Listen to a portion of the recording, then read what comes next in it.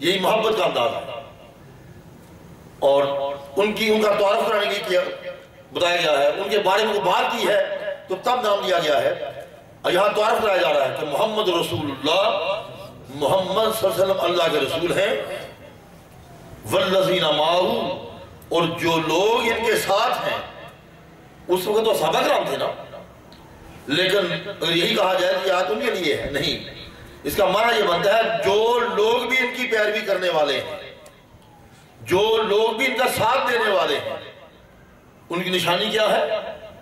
تراہم, تم کو دیکھتے ہو, رکعن سجدن, کبھی وہ رکوع کرتے ہیں کبھی سجدہ کرتے ہیں.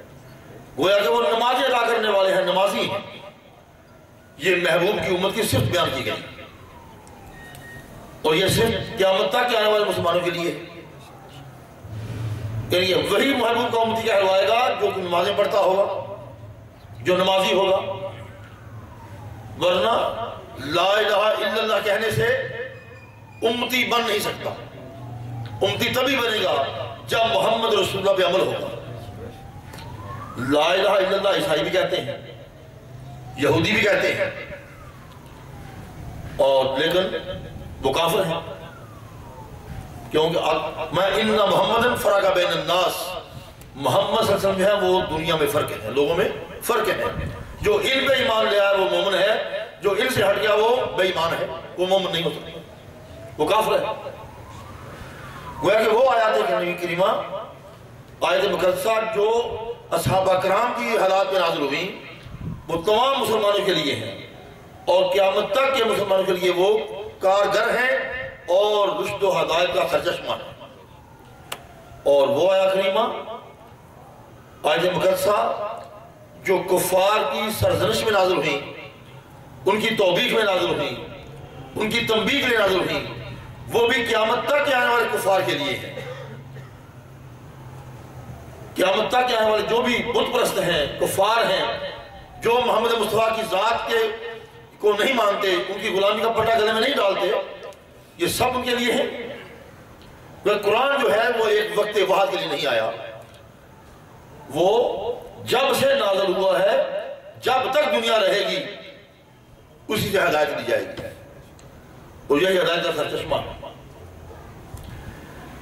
اسی لیے اللہ رب العزت نے ان لوگوں کا ذکر فرمایا کیونکہ ہمارا موضوع جو ہے وہ ہے شرک اور رد شرک.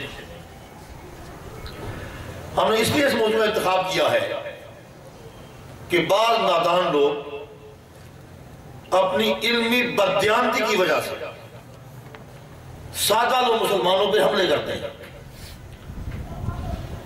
اور مسلمانوں کو اس کی خبر نہیں ہوتی. وہ اسی قرآن کی آیتیں پڑھتے ہیں, اور قرآن کی وہ آیات جو کفار و مشرکین کے نازل ہوئی ہیں, جو بتوں کے لیے نازل ہوئی ہیں, بت پرستوں کے لیے نازل ہوئی ہیں, یہ ظالم لوگ مسلمانوں پہ چشمہ کر دیتے ہیں, اور مسلمانوں پہ چشمہ کر کے اہل ایمان کے ایمان پہ ڈاکہ ڈالتے ہیں. اس لیے ہم نے یہ مناسب جانا کہ اس موضوع, یہ خطرناک موضوع ہے, اس سے لوگوں کو آگاہ کیا جائے کہ کیا چیز ہے. اللہ رب العزت نے ان کے شرک ایسا ایک جرم ہے جس میں اللہ رب العزت نے کہا کہ ان الشرک ظلم عظیم, شرک بہت بڑا جرم ہے کہ بہت ظلم عظیم ہے, جسے اللہ نے ظلم عظیم کہا ہے کہ بہت بڑا ظلم ہے. اور یہ ایسا جرم ہے جس میں اللہ تعالیٰ خود برہم ہے, کیوں نہ ہو, کہ اس کی سلطنت میں مداخلت ہے, اس کی سلطنت میں مداخلت ہے. کوئی نہیں چاہتا کہ اس کی حکومت میں مداخلت کرے. کوئی یہ کہے دوسرا صدر کھڑا ہو جائے تو کیا زرداری برداشت کرے گا؟ نہیں برداشت کرے گا. اسے ارسٹ کر دیا جائے گا, اسے قید دی جائے گی, سزا سنا دی جائے گی, اسے ملک و قوم کا غدار قرار دیا جائے گا. اسی لیے اللہ رب العزت جو کہ ساری سلطنتوں کا, حکومتوں کا مالک ہے, مالک کائنات ہے, کوئی اس کی سلطنت میں ڈاکہ ڈالنے کی کوشش کرے, اس کی عدویت میں کسی کو شامل کرنے کی کوشش کرے تو اللہ رب العزت برداشت نہیں فرماتے. اس نے فرمایا کہ یہ ظلم عظیم ہے، اسی لیے شرک کی معافی نہیں ہے، شرک کی معافی نہیں ہے. فرمایا ان اللہ لا یغفر ان یشرک بہ، جس نے شرک کیا اس کی کبھی بخشش نہیں کی جائے گی. جس نے اللہ کے ساتھ کسی کو شریک ٹھہرایا اس کی بخشش نہیں کی جائے گی. ہاں البتہ دوسری جگہ فرمایا کہ جو وَيَغْفِرُ مَا دُونَ ذَلِكَ لِمَن يَشَاءُ، اور جو لوگ گناہ گار ہیں، میرے محبوب پہ ایمان لائے ہیں، میرے توحید کے قائل ہیں اور ان سے غفلت میں گناہ ہو گئے ہیں، ان کے گناہوں کو لمن یشاء